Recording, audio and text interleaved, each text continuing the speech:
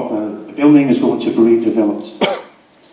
Then he went on to say they would come if we were successful, so that 200 young boys wouldn't end up on the street. Okay. Quote. Okay, let me see if I can remember. What happened was, somebody came to me and said, look, I've got 200 kids here, the property's going to be redeveloped, and the kids are going to be, you know, have nowhere to go. And that's true? No. That's not true. So they do have somewhere to go? Yes. So no. Oh, well, that's good news. Well, that's fantastic.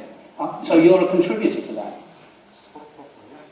Well, that's good. I'm not quite sure why you're upset. I think there might have been a misunderstanding by the sounds of it. Yeah, but I never said that they were going to be kicked out on the street. I was told, can you help? Let's put it another way. Well, they would be if the building closes. No, they're not facts. Because I said if. I was told the building was going to close and the kids would end up on the street. Could you take them to Stratford?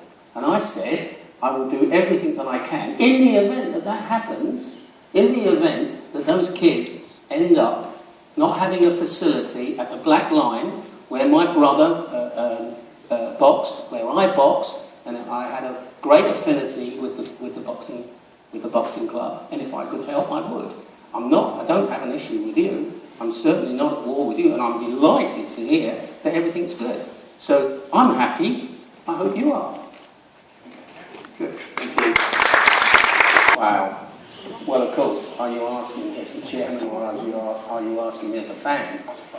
Okay, I knew you'd say that. The truth is, I don't really know.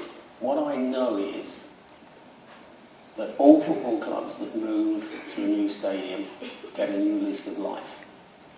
I also believe that going to the new stadium will reinvigorate the fan base. I believe that we will get fans that have found it extremely difficult to find us, you know, to get to us. Upton Park is a terrible place. People ask about why aren't you redeveloping Upton Park? Well, because nobody supports it. You go to the transport people, no. Go to the police, no. You know, they don't want, they can't handle 35,000 people, let alone pushing it up to 48,000. 42 is the record they used 35, to. 40, 45, I think we were hoping, weren't we? Nobody supports it. So going to the Olympic Stadium, I believe the fans will find it fantastic. I really, really do. I mean, I am warming to it every time I go there, every time I see plans and the facilities. I just think that we will end up being able to compete with Tottenham Hotspurs, Chelsea, Arsenal. I know it's pushing it, and we're a long way behind. We've got a lot of catching up to do, but we've got a phenomenal fan base, and there's something different about it. You know, I know we all think we're the best fans in the league. That's what we do. But I actually think there's something about us that bonds us together, and therefore I think we can become a power to be reckoned with. Not only that, the stadium will also bring in corporates. I know we hate them, you know, because unless there's only in here, of course we love them. but there is a sort of anti-feeling, isn't there, towards the Prawn Cocktail Brigade. There just is, but they are part of football, and they will generate wealth. That wealth will be ploughed back into the football club, and a determination for our football club to challenge at the highest level. Can we get into the top four? I think we can. I mean, I think it's going to take some time because, you know, we've got to get rid of our debt, we've got to build wealth, we've got to bring in players of the highest quality. In fact, the reason I've got my phone here, I'm just waiting for a call from Jack Sullivan. He'll tell us who the next one that's coming in. Only joking. So yes, I think that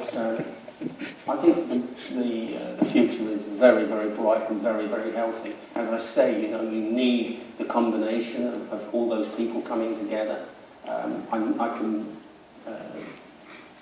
with confidence tell you that, you know, the three people, the principals, the three principal people, which are at the football club as we speak, are David Sullivan, myself and Karen Brady. I've told you about them.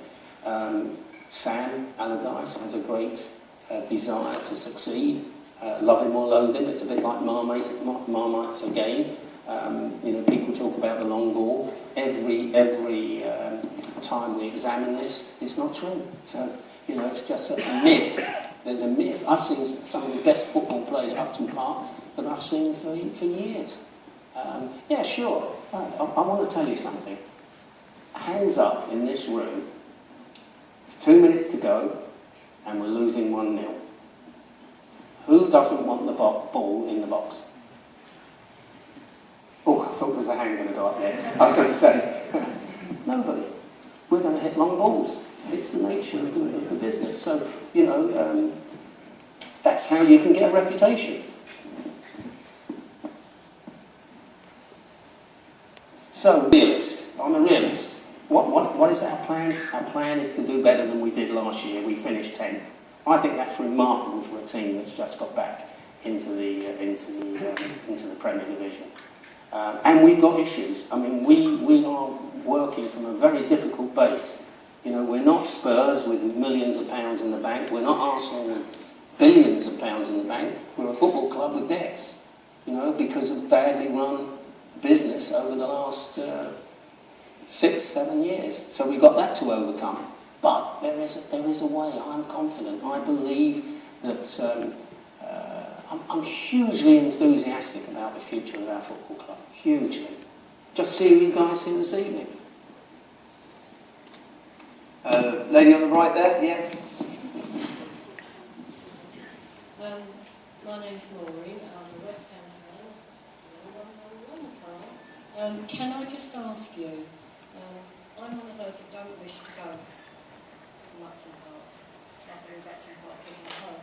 But what I would like to ask you is, when do the fans get to go to the stadium, the new stadium, so that we can actually see what you are talking about? You get to see it every day of the week. We don't. We have to be led by you.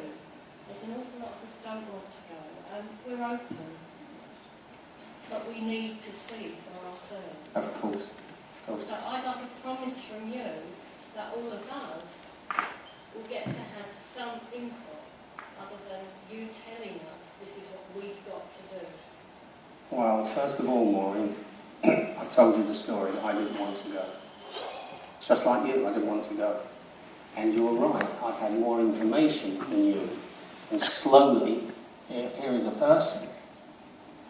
You know, there was nobody more against moving to the Olympic Stadium than me.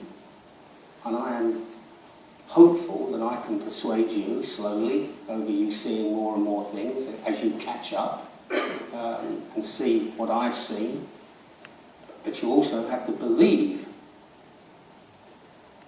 in what I'm telling you as well, because there's also an element of trust. You have to, because you can't see everything. You can't, I suppose you can see most of it, but you can't, your dream is different to my dream. Might be the end result's the same, but it's different. Yours might be in colour, mine's in black and white. Or might be the other way around. It shouldn't be different. We should all be wanting the same thing at this time.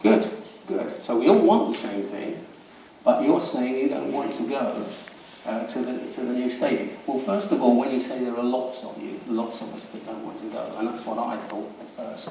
And I remember getting back to Twitter, when I first, this was first muted, I believe that Twitter was giving me a 45% no to 45% yes, allowing for about 10% in the middle that were undecided. And that ran through the 18 months that it was going on. But slowly, the Twitter on my account, and then I want to tell you, there were ferocious antis, ferocious. But equally, there were those that say this is an opportunity not to be missed. And it's the quantity, it's the figures. The figures at the end, for me, on Twitter, came out at 75% for, 25% against. This is before the plans were seen. This was before we were even allowed to discuss the issues with you, because we were in a, in a legal, what were we? It was confidential. Confidentialities. We were given confidentialities. And, but I would like to, and then of course when we had the very official, independent, absolutely independent review, that all of our season ticket holders and certain people voted. We had, I think it was nearly 15,000 votes came in, showing, and I think the figure came in at 85.4, wasn't it? 85.4 plus of the 15% that said no, that didn't say no. 10% said we're still not sure, and I'm hoping you're not sure. And there was an absolute 5% that said no. 5% no. Look, that's a mandate to get on. That's a mandate to say, off you go, board, deliver our dream. That's a mandate, deliver our dream. As I said, I'm open to persuasion. I would like to see for myself. And you Just be told. no, okay. Well, first of all, you can go to the website and you can see tons of stuff. As it comes available to us, you can come to West Ham website. There will be, in due course, visits to the Olympic Stadium. It's not ours yet. We can't take you and show you a building site. We don't want to do that. We want to show you when it's magnificent. I don't, so... I mean, not just a select few. No, I promise you, everybody it will be fully available. It will run for months, where we are taking fans in groups to the Olympic Stadium so that you can see and share our vision. Just from a digital point of view as well, there will be facilities on the Olympic Stadium website eventually where you'll be able to see the stadium from the inside of it, so you'll be able to have like virtual tours, things like that. So there will hopefully be more scope for you to get more information. But obviously, if there are things specifically you want to know, then there are ways to contact the club as well and send us some questions as well. Well, I'll hold you to that. Okay, Maureen, let me tell you something, Maureen. Are you listening, Maureen? Pay attention. Maureen, you will fall in love with it. I promise you. Okay, gentleman at the front here. Individual caps I'm against, because if somebody came along and said to me, look, we're going to have to cap your salary, or if I came to you and said, look, I'm going to have to cap your salary, you'd go, you wouldn't like it. So I'm against individual capping. I think it's, we all aspire to achieve great things. And of course, there's no doubt that I hated the £20 a week cap all those years ago, because I thought it was unfair that Tom Finney had to have a job as a plumber to augment his salary. And he had to go to Preston North End, who he played for, on his bike. Now, I don't think that's fair. And fans, when we watch matches, for 9p, which in new money is, I've no idea. But it's very, very small amount of money. So in those days, it was disproportionate. Fans were watching a great football, because don't forget there was no television. So, I think we only ever saw the FA Cup once a year on television.